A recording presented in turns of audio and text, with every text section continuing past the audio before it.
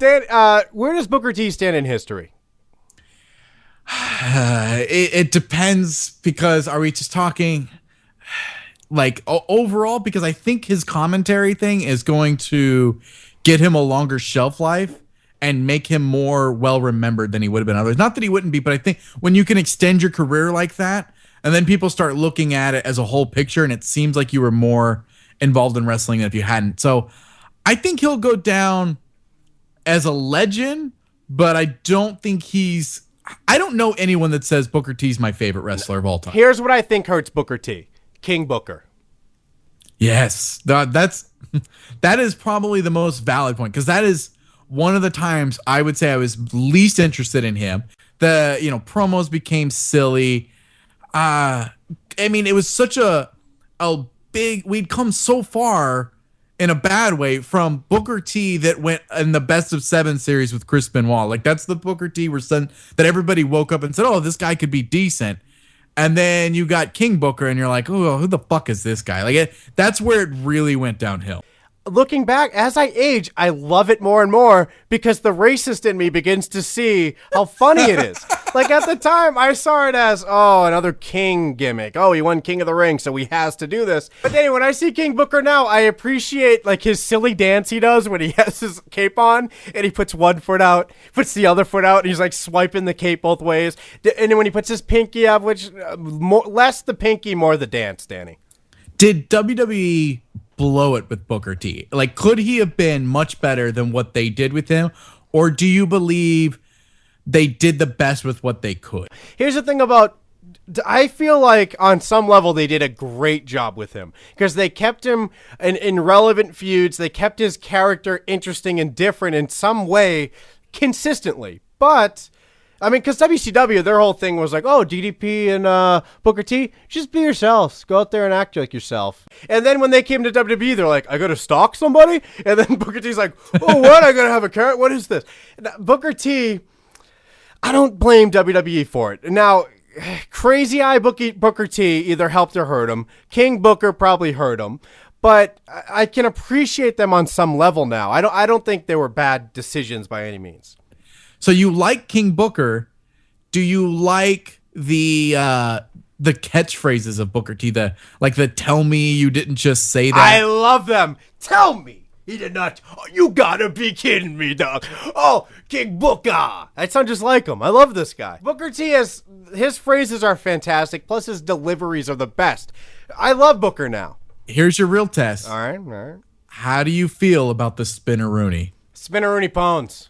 No, you don't think that. Why wouldn't you? Because, Danny, it's a thing he did during his matches for years, and I think that's the brilliance of a WWE. Like with Rey Mysterio, WCW never sold one fucking mask. He barely got a shirt. WWE knows how to merchandise a superstar. They get the masks out there. His mask. Right. They made him put the mask back on just for that purpose. So, Danny, the Spinneroonie, it goes from just something during the match to being like one of the main things of his character. Brilliant.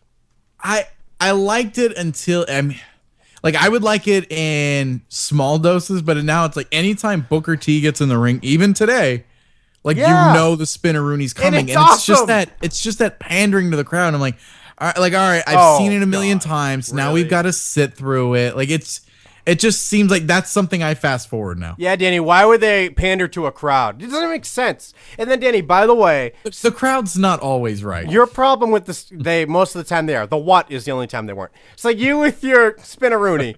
The reason you hate it is because Jim Ross does it and like silly people do it, like Hornswoggle. That definitely hurts it a lot. Danny, give me some Booker T lines I could say for you. It'd be hilarious. 5-time? This isn't fun anymore. Fave 5. You know what? No, you said the right thing. 5-time is the only thing about Booker T I didn't like. Because I never felt like he said it 5 times. He only said it 3 times. Yeah, you got to 3 and then you're like, I don't remember where we're at. But why? Yeah, why would he say it if he wasn't going to say it 5 times? And I understand you're excited to be a 5-time champion, but say it once or 5 times. I swear to Christ, he said it 3 times every time. The thing with me was he had been 5-time champion for so long, it never changed. So I think by coming out and always saying that, you were just reminded. I'm like, man, he's been saying that catchphrase for about 4 years now. So he's just reminding me constantly that he hasn't won a world title in years. And so it became a bad thing. It's something you wouldn't say as a wrestler. Danny, we all remember when I turned around on Booker T. The Sin Caras. Yeah, I saw something on his boot there, dog. And I'm pretty sure that's the real Sin Cara, dog. And then he fucking just starts laughing during the segment. He says the stupidest shit, and then he laughs at them because they're stupid. You can tell, and here's the thing about Booker, you can tell that's the real Booker. Not Harlem Heat, not like, coming for you, nigga, even though a real Booker kind of came out there. That was real Booker. So the real Booker is the fucking dorky, silly guy with the explosive voice that they saw as a good commentator, and I now see. I'm going to put Booker T's wrestling career into about a 5-year window. Let's say you become mostly aware of him in 95, and we're done with him in 2005-ish. So we encapsulate that. So let's give Booker T 10 years of commentary. So he stays doing broadcasting for another 10 years.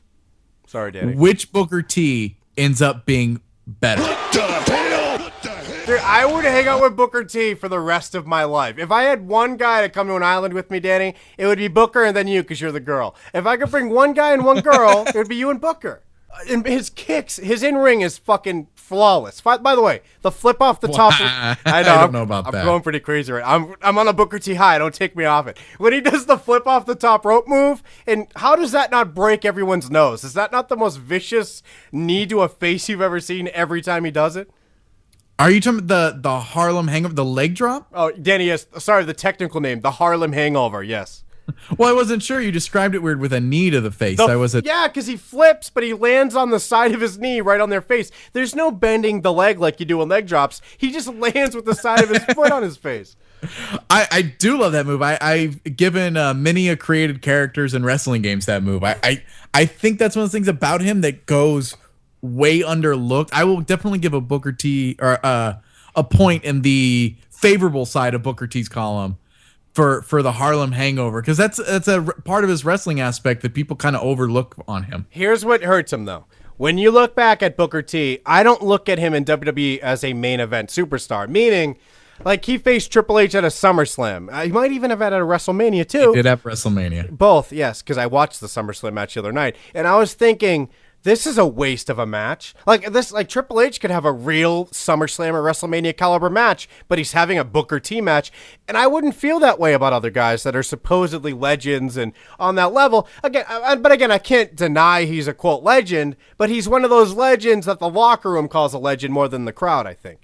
He was a spot filler where he was there. He's Ken Shamrock. He's the black Ken Shamrock. That he was just that guy that was just always there. Danny, you never took him seriously, but he was there to fill a void whenever needed. Here's troubling news for you, Danny. JBL for me has a better status in history in WWE than Booker T in WWE did.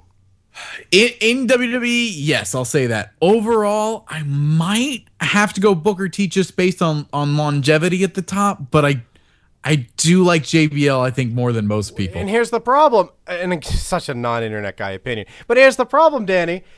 You shouldn't have that conversation about, because we're asking about his legacy, where he stands in history. We're talking about him with JBL, so that's where he stands, right? Right, we're not comparing him, anywhere near an Austin or Rock. No. We're not comparing him to... And that's unfortunate, right? He's not even on, like, a Savage level where you're like, he's a secondary character to somebody. I could go on a long list of people that will be remembered better than him, but will also not be remembered all that well. It's that weird thing. Like, I think he will be remembered better for commentary if he sticks with it. That's what I was getting with earlier. I think after you give him 10 years of commentary, and we could be remembering him for that a lot more than we'll be like, oh yeah, he's that commentator that used to wrestle, as opposed to the wrestler that became a commentator at the end. Yo, they called me A-boy, dog. Yo, I thought you said something about entertaining, dog. That was boring. You're not funny and nobody likes you, dog. You gotta be kidding me. Danny, you're wrong. They're never gonna remember him as a commentator who used to wrestle. It's crazy talk. But at the same time, we might enjoy his commentary more than his wrestling. I'll agree with that. But we're all gonna remember that Booker T was the WCW champion, right? When the fucking place closed down? 5-time? Yeah, if people remember that now. Sorry for yelling. I don't think enough people were watching it to remember who were the champs. But yeah, he was the guy that when they put the belt on his waist, the company folded and he couldn't carry it.